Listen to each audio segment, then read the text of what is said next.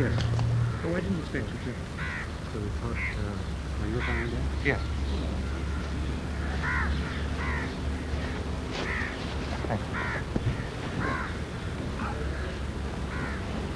Nice having you in. Well, it's very nice, and the weather, I must. I think it will not be right to, for any person to say that it wasn't a fair trial. I would say it was as fair, in fact, more than a fair trial that any trial could be. I think the question on everyone's minds is, will Mr. Bhutto be hanged? All I will stress on this, that justice must be done. And nobody is above the law according to my conviction, whether it is Mr. A, Mr. B, or General Ziaul Haq himself. And justice must be done. It's unfortunate that the person who is involved in this case, who has been convicted, the former Prime Minister, happened to be a politician. He happened to be the former Prime Minister of Pakistan. He happened to be the chairman of the People's Party. But that does not make him or anybody else above the law. Do you think that the very fact that you have a military government at the moment in Pakistan would influence the courts, must influence them? We can't.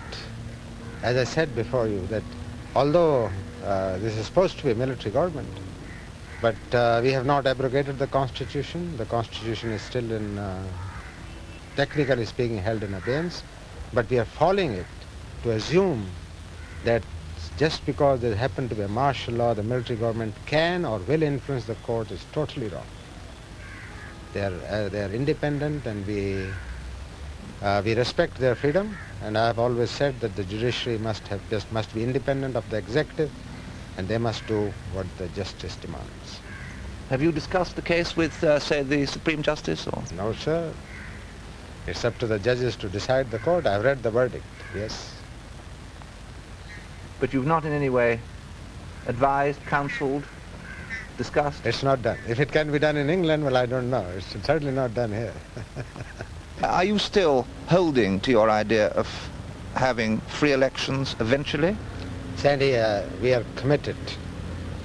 We are totally committed to revive the democratic procedures in this country. And the first basic step is the elections.